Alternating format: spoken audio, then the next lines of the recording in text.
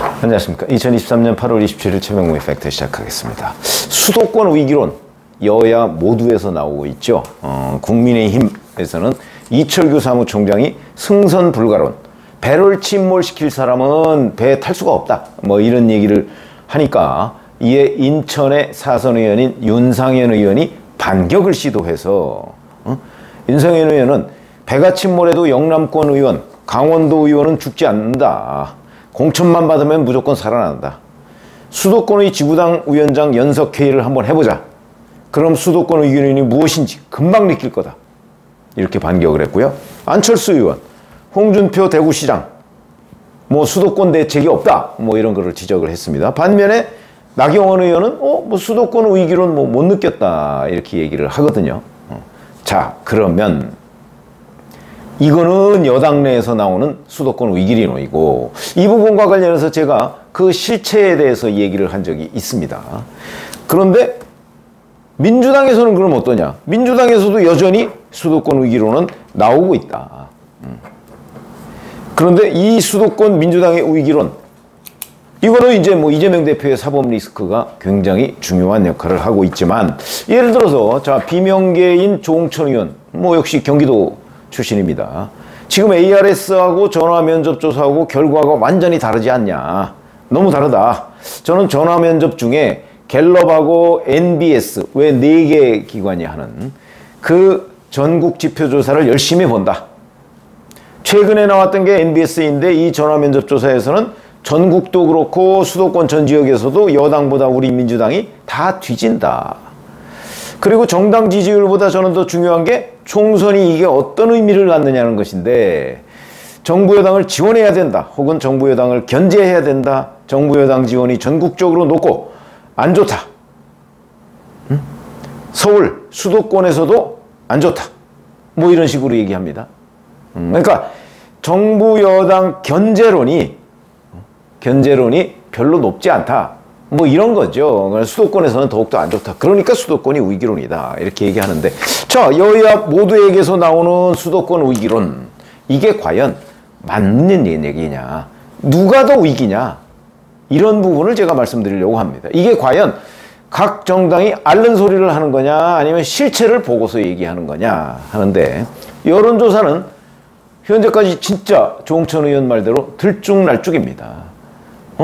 똑같은 면접조사인데 갤럽하고, 조홍천 의원이 얘기했던 갤럽하고 NBS 조사도 천양지차입니다. 갤럽은 뭐 비슷합니다.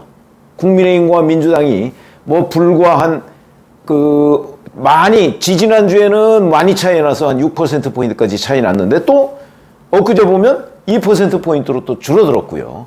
뭐 이렇게 많이 차이가 납니다. 대신 중도층은 늘어나고 있습니다. 모든 정당 다 싫다, 뭐 이런 얘기가 이제 되는 거죠. 그래서 너무 여론조사가 막 널뛰기를 하고, ARS 마찬가지입니다. ARS도 어떤 데는 국민의힘이 높게 나오고 어떤 데는 민주당이 또 높게 나옵니다. 자, 그러면 뭘 믿어야 되느냐? 어차피 이거 뭐 시청자 여러분들도 아실 테지만 자기 주변에 있는 사람들만 얘기해가지고서는 전체적인 흐름을 알 수가 없습니다. 중간지대에 있는 사람들이 어떤 결정을 하느냐. 근데 그 사람들은 아직 사실 결정 안 했거든요. 그러니까 예측하기가 어렵다는 거죠. 그러니까 제가 보건대는 여당, 야당에서 다 위기론이 나오고 있는 것이 일정 부분 맞을 수도 있지만, 그렇다고 해서 어느 한쪽이 맞는다, 이렇게 얘기하기도 어려운 건 사실이다. 자, 그런데 우리 이제 그 정치부 기자를 오래 했던 사람들이 맨날 얘기하는 게, 선거의 당락을 가르는 거는 인물과 정책과 구도라고 합니다. 근데 국회의원 선거에서 정책이라는 건 어찌 보면 그렇게 중요하지가 않습니다. 왜 그러냐? 각 지역구에 뭐 해오겠다 뭐 이런 얘기, 뭐 힘 있는 여당을 당선시켜 주세요, 뭐 이러면 내가 뭐 정부 예산을 많이 따오겠습니다. 뭐 이승만 대통령 이래로 지금까지 있어 왔던 똑같은 레퍼토리입니다. 여당은 늘 내가 힘이 있는 여당 의원 출신일 때 뭐 지역구 이런 데로 예산을 많이 따오겠다. 실제 그게 성공한 경우가 별로 있나요? 선전들은 굉장히 많이 하는데 실질적으로 얼마나 많이 따왔는가 한번 딱 따져보면 그게 그렇게 뭐 득표 요인으로 작용하는 경우가 많지는 않다. 그러나 그런 점에서는 여당에 약간 유리한 건 사실이죠. 여당이 아무래도 예산을 많이 따올 테니까 이런 거고요. 자, 그런데 이제 그런 정책이라는 건 그래서 실제 그 투표 성향에 영향을 미치는 경우가 그렇게 많지는 않다. 제일 영향을 많이 미치는 게 구도와 인물이죠. 그 인물을 한번 보시죠. 수도권 전체가 121석입니다. 121석. 현재 민주당이 97석인데 김진표 국회의장 무소속이죠. 윤관석, 이성만, 김남국 다 무소속이지만 이건 뭐 얼마 전까지 다 민주당의 어떤 사람들이니까 이 사람들 합치면 101석입니다. 수도권에 민주당이 101석. 국민의힘이 17석인데 국민의힘이 수도권의 의원직을 상실한 곳이 두 군데 있거든요. 합치면 19. 그럼 101과 19 합치면 121. 이렇게 지금 나눠져 있죠. 120. 그리고 심상정 의원의 정의당 한석. 이래서 121석입니다. 수도권이. 자, 그런데 한번 시청자 여러분들도 한번 그 투표를 내가 무슨 기준으로 했지? 한번 생각을 해보시죠. 자기 지역에 나와 있는 국민의힘 후보, 민주당 후보 정확하게 누군지 알고 어떤 사람이다. 뭐 정말 국회의원을 잘할 사람이다. 못할 사람이다. 이런 거 정확하게 알고 찍었던 적이 얼마나 되는가. 별로 그렇게 기억나는 사람이 없을 겁니다. 대개의 경우 그냥 정당 투표적 성향을 보입니다. 수도권의 경우에. 지역은 조금 다르죠. 그렇게 보면 여기에서 수도권은 뭐 뭐 영남 출신, 뭐 호남 출신, 뭐 충청도 출신 뭐 다 모여 사는 동네 아닙니까? 토백이도 있지만 토백이가 그렇게 많지 않습니다. 그러니까 그런 각 지역 출신의 영향을 받을 수밖에 없고요. 그 다음에 실제 그 공천이 확정되는 순간 우리 지역에 나온 사람이 누구더라? 저 사람은 어떤 사람이고 상대당 사람은 어떤 사람? 잘 모르고 찍는 경우가 많습니다. 그런 정보들이 겉으로 뭐 무슨 대학 나오고 뭐를 했고 뭐 이거 가지고 봐서는 그 사람의 됨됨이를 파악하기 어렵죠. 그러니까 진짜 저 사람이 어떤 사람인지 위선적인 사람은 아닌지 뭐 이런 것들을 다 파악하고 투표하는 사람 그렇게 많지 않습니다. 특히 수도권에서는 그렇습니다. 수도권에서 갑자기 뭐 이 지역에 있는 사람 공천 때 막 저 지역으로 갔다 옮겨서 공천하고 이런 경우가 굉장히 많거든요. 갑자기 서울에서 출마한다고 했다가 뭐 경기도 어디로 가버리고 뭐 이런 사람도 있고요. 그러니까 다 정보를 파악하기 전에 투표할 사람을 결정할 수밖에 없는 구조가 수도권입니다. 그러다 보니까 인물이 참 중요하죠. 근데 인물을 유권자들은 다 파악하지 못한다는 거죠. 그래서 바로 중요한 거는 인지도입니다. 인지도. 얼마나 아는 사람이냐. 다 모르는 사람이라고 한다면 그냥 자기 그 정당 투표 성향으로 가겠지만 조금은 아는데 저 사람은 내가 조금 아는데 이렇게 되면 인지도가 상당한 역할을 합니다. 아예 모르는 사람보다는 그래도 이름께나 들어보고 뭐 어쩌고 이런 사람들이 유리하죠. 그런 점에서 민주당이 유리하다는 겁니다. 현역 의원들이 많으니까. 현역 의원들은 다 이름께나 들어봤거든요. 그리고 4년 전에 그 사람은 선거운동을 실제 했던 사람 아니겠습니까? 그러니까 민주당이 101석, 121석 중에 101석. 그게 뭐 코로나 재난지원금으로 이렇게 됐든 어찌 됐든 간에 대부분입니다. 121석의 대부분. 그러면 인지도에서 민주당이 국민의힘을 압도하고 있다고 봐야 되는 거죠. 이 점이 민주당이 수도권에서 유리한 점입니다. 아무리 뭐 지지율 어떠고 이 지지율은요 전체적인 지지율을 얘기하는 거 아니겠습니까? 각 지역에 정말 어떤 사람과 어떤 국민의힘 후보와 어떤 민주당 후보가 어떤 경쟁력을 보이느냐는 건 서울 전체의 지지도하고는 큰 관련이 없습니다. 그렇게 보면 인지도가 중요하다는 게 저희의 경험적인 판단이다. 그러면 민주당이 지금과 같은 상황에서는 유리하다.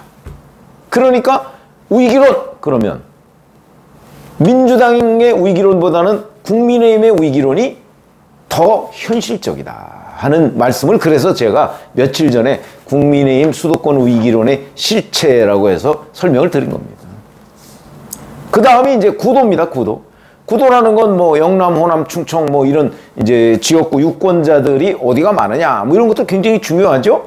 뭐 국민의힘은 아무래도 영남 출신들의 지지를 많이 받고 민주당은 호남 출신들의 지지를 많이 받으니까. 그런데 여기에 내년에는 또 금태섭 신당 뭐라고 그러죠? 뭐 새로운 선택인가?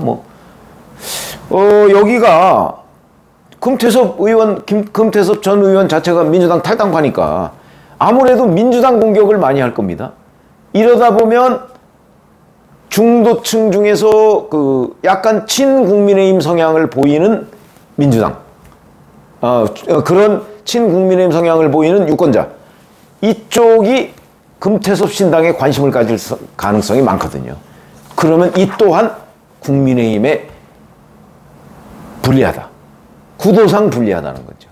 거기서 예를 들어서 뭐 1000표 정도만 가져가도 그래도 그 1000표 중에 아마 한 600~700표는 금태섭 신당이 없으면 국민의힘 후보한테 와야 할 표로 보인다. 수도권에서. 그러면 몇백 표 차이로 당락이 갈라지는 경우도 많지 않습니까?